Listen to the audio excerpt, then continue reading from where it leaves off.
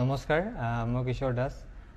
আপোনালোক সকলোৱে জানে যে মই কৰ্কট ৰোগত আক্ৰান্ত হৈ আছোঁ আৰু মই যিহেতু চিকিৎসাৰ কাৰণে বোম্বেত আছিলোঁ, মাজতে গুৱাহাটী গৈছিলোঁ যদি আকৌ মই বিশেষ কাৰণত বোম্বেত আহিবলগীয়া হ'ল। গতিকে মই বোম্বেতে এতিয়া উপস্থিত আছোঁ আৰু ইয়াতে ট্ৰিটমেণ্ট চলি আছে। আৰু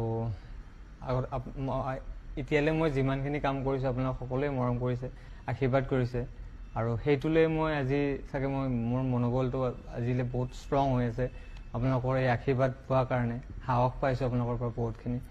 আৰু এইখিনিলৈ মই মোৰ নিজৰ এই ৰোগটোক মই পৰাস্ত কৰিবলৈ মই হেৰি কৰি আছোঁ যিমান পাৰোঁ, কাৰণ মোৰ উইল পাৱাৰটো থাকিলে মোৰ বেমাৰটো মোক হাৰাব নোৱাৰিব। গতিকে মই আপোনালোকৰ যিখিনি মৰম পাইছোঁ, আশীৰ্বাদ কৰিছোঁ, সকলোৰে কাৰণে বহুত বহুত ধন্যবাদ। আৰু মই এই বেমাৰটো হোৱাৰ আগতে মই এখন চিনেমা কৰিছিলোঁ, মোৰ মানে যিখন শেষ চিনেমা লাষ্ট কৰিছিলোঁ, সেই চিনেমাখনৰ নাম হৈছে দাদা তুমি দুষ্ট বৰ।